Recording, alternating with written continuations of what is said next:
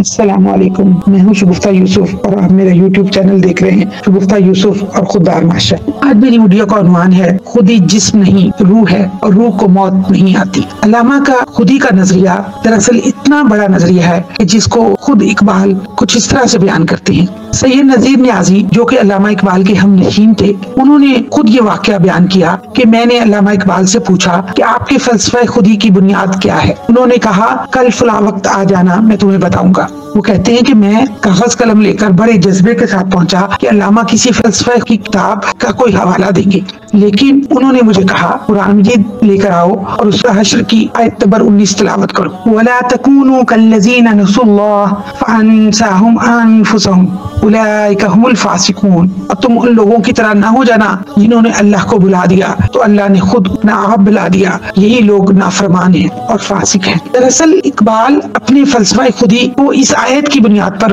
رکھا کہ دراصل جو شخص اللہ کو بھول جاتا ہے تو اللہ تعالیٰ خود اس کو اپنا آپ بلا دیتا ہے۔ اور قرآن میں انسان کے اندر جو روح پھونکی گئی ہے اس کے متعلق اللہ رب العالمین بنی اسرائیل میں کہتے ہیں کہ سوال ہوتا ہے یسألونک عن الروح قل الروح من امر ربی، وہ آپ سے سوال کرتے ہیں کہ روح کے متعلق، کہہ دیجئے روح اللہ کا حکم ہے۔ تو دراصل انسان کے اندر وہ جو میں ہے یا وہ جو اس کی روح ہے جو اس کی شخصیت بناتی ہے، اس کو بہتر انسان بناتی ہے یا اس کو بدتر انسان بناتی ہے، تو دراصل اس کا نفس ہے، اس کی روح ہے جو اس کی شخصیت ہے۔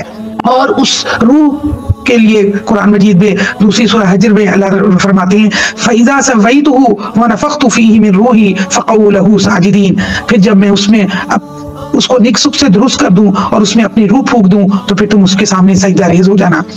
تو دراصل یہ اللہ رب العالمین نے جس کو کہا کہ میں اس میں اپنی روح پھونک دوں، تو دراصل انسان اشرف بھی اس وجہ سے ہے کہ جب وہ اللہ کی خوبیوں کو اپنے اندر پیدا کر لیتا ہے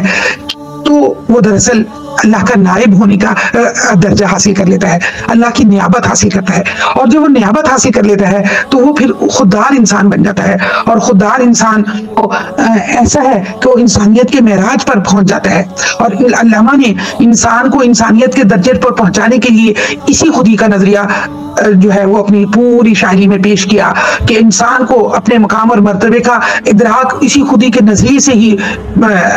ہوتا ہے، اور وہ جب اپنی خودی کو پہچان لیتا ہے تو دراصل اپنی صلاحیتوں کو پہچان کر دنیا اور آخرت کی کامیابیوں کی طرف گامزن ہو جاتا ہے۔ خوددار آدمی اپنی دنیا آپ پیدا کرتا ہے، جیسا کہ اقبال کہتے ہیں اپنی دنیا آپ پیدا کر اگر زندوں میں ہے، یعنی اقبال خودی کے ذریعے انسان کو زندہ دیکھتے ہیں، اور اگر کسی میں خودی نہیں تو وہ دراصل مردہ ہے، اور مردہ انسان کبھی بھی کسی کے کام نہیں آتا، وہ زندہ ہو کر بھی مردوں کی جیسی زندگی گزارتا ہے، اور وہ غلامی کی زندگی ہوتی ہے۔ اور خوددار آدمی آزادی کی زندگی گزارتا ہے، وہ صرف اور صرف اللہ اور اس کے رسول کا غلام ہوتا ہے، وہ اپنی صلاحیتوں کو استعمال کرتا ہے، وہ کائنات کی ہر چیز کو اللہ کی فرما برداری میں استعمال کرتا ہے، اپنے لیے استعمال کرتا ہے۔ اور جیسا کہ میں نے پچھلی ویڈیو میں آپ کو بتایا تھا کہ جہاں ہے تیرے لیے تو نہیں ہے جہاں کے لیے،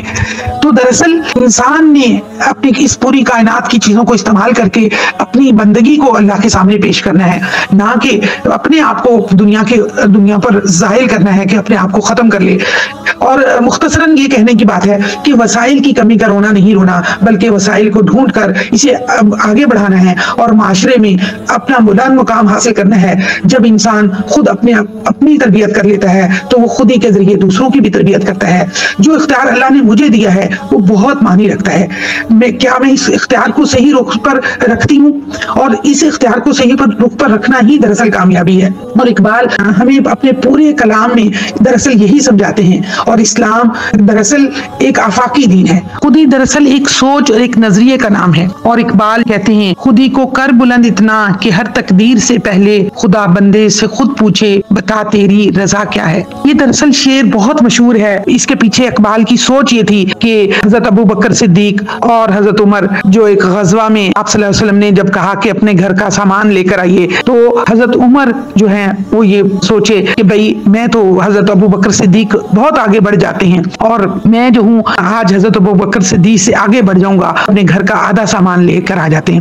اور حضرت ابو بکر صدیق آئے ہی نہیں ہیں، اور ابو بکر صدیق جب آتے ہیں تو اپنے گھر کا سارا ہی سامان لے آتے ہیں، اور جب نبی صلی اللہ علیہ وسلم کے سامنے حضرت ابو بکر صدیق نے انہیں پیش کیا اور آپ صلی اللہ علیہ وسلم نے پوچھا ابو بکر آپ نے تو پورا سامان لانا تھا، تو آپ کیوں اتنی اتنی دیر لگا کر آئے؟ تو انہوں نے بتایا ایک سوئی تھی جو میری بیوی نے کہیں رکھی ہوئی تھی، میں اس کو ڈھونڈنے میں مجھے دیر لگ گئی. یعنی وہ حضرت ابو بکر صدیق اپنے گھر سے سوئی تک لے آئے. اور اللہ کے رسول صلی اللہ علیہ وسلم پر فرشتہ نازل ہوتا ہے، وہ پوچھتا ہے کہ ابو بکر صدیق سے پوچھیں کیا وہ اللہ سے ناراض تو نہیں ہے، اللہ نے ان سے سب کچھ مانگ لیا. تو حضرت ابو بکر صدیق رونے لگ جاتے ہیں اور کہنے لگتے ہیں کہ میں کیسے اللہ سے ناراض ہو سکتا ہوں. تو دراصل اس شعر کے پیچھے اقبال حضرت ابو بکر صدیق اور عمر صدیق کا مال دینے کی خوبی اس کو بیان کر رہے ہیں کہ اپنے آپ کو اتنا بلند کر لے کہ اللہ تعالیٰ ان سے پوچھے اے ابو بکر صدیق تو اللہ سے راضی ہے. تو اپنا کردار اتنا بلند کر لے معاشرے میں کہ اللہ آپ کے فیصلے لکھتے وقت آپ سے پوچھے اے بندہ تو راضی ہے یا نہیں. خود ہی کو کر بلند اتنا کہ ہر تقدیر سے پہلے خدا بندے سے خود پوچھے بتا تیری رضا کیا ہے. تو دراصل آپ اس